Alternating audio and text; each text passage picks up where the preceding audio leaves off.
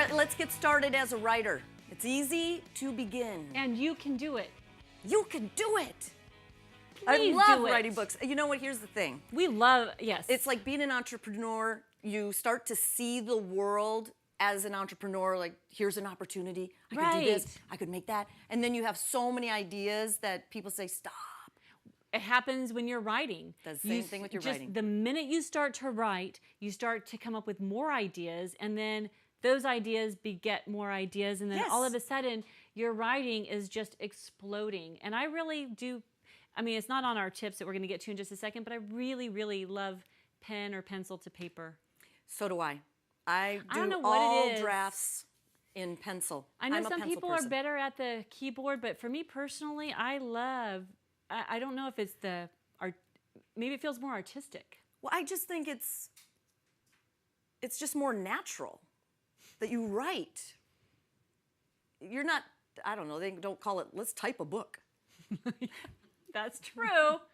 We're writing a book, so get out your pencil and any kind of paper that inspires you. I use 8.5 by 11 Legal pads. I do. I still don't understand what is inspiring about a legal pad. There's a lot of space and there's a lot of potential because there are a lot of pages. I just think lawyers. What do you use? What do you use?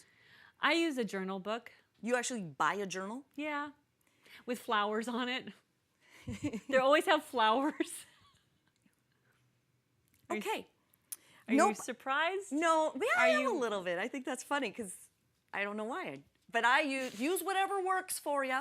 Some people use composition notebooks. My business writing, I do in composition books. You know, like just those like little 99-cent composition books. Yes. I have those all over my house. But my personal writings I do in journals. Okay. So there, how about that? That's perfect. So find your medium, whatever it is, pen, pencil, journal, notepad. And let's get started. Yes. Okay, so number one, determine what you want to write. Now, this is not a mental process. This is a creative process that you need to recognize what you want to write. Because if you try to think too hard, then you're not letting the writer's muse help you out. You find that amusing? Amusing? Dad. Why? What I always love is when you say, what do I say? Don't think it through, don't think too much, because you are the thinker. I'm the analyzer. So listen to what I'm saying. Not what she does. If you feel like pain right here, that's because you're thinking too hard about what to write. Just start writing. Let it flow. Let it flow. Yes. Start with one inspiration and see where it goes. And then who is your reader? Really know who your audience is. You really have to almost picture one person. Is it your best friend? So you're writing a friendly, girlfriendy style book. Is it your child? Is it somebody who needs a lot of help in the kitchen? Somebody who needs a lot of help at their computer? Somebody who knows nothing about social media? That you know, just who is that person that you're trying to write to? And find that one reader. Don't try to be all things to all people because your book will flop.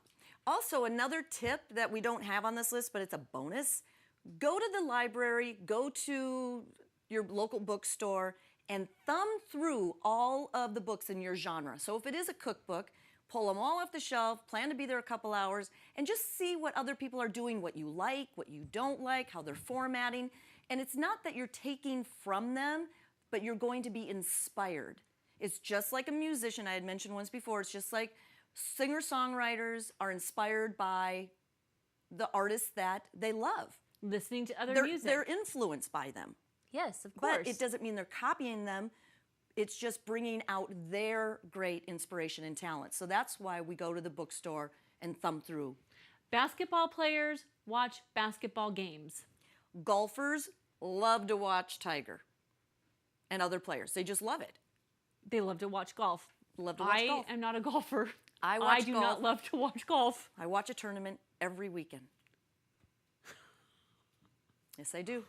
Seriously? I love it. You really? I love it. I watch watching golf on TV? Yes. You love that. It's very exciting. You love watching golf on TV. Yes, I do. It's very exciting.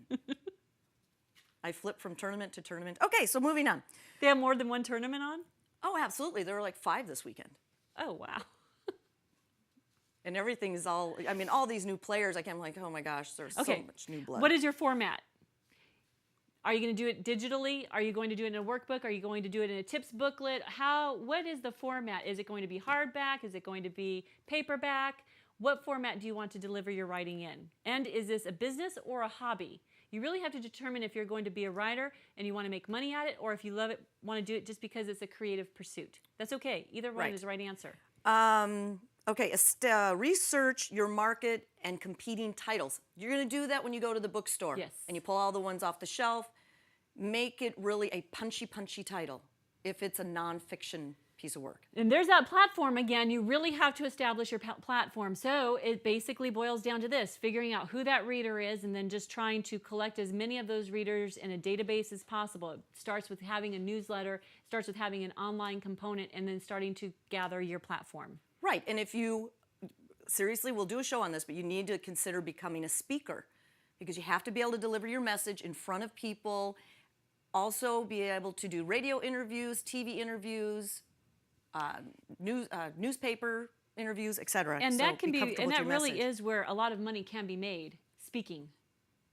And if you have a book, lot. anymore, almost every speaker in the 3,500 speakers at NSA, National Speakers Association, almost all of them have a book.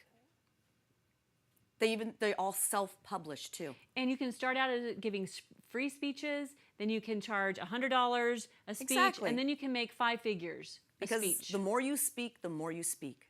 And a lot of people The more you write, the out more you there write. making 5 figures, 6 figures for a speech. So take a class as a writer. We Yep. never did that, but she was my teacher and I was her teacher. You know, when you start writing, you become a better writer because you write it once and you edit 20 times. Yeah, and you may have had classes in school as a writer and then just taking more classes just to kind of be around writers. And is that's one of also those- for novels too. Yes. That would help. Be sure to ask questions of literary agents, other writers, publishers. Anytime you can get somebody to answer some questions, engage in that conversation. And then also, are you going to go to a publisher versus self-publishing, which we're going to talk about in the next segment. Yeah, and quickly look in your town. There are a lot of writer workshops. We'll be right back.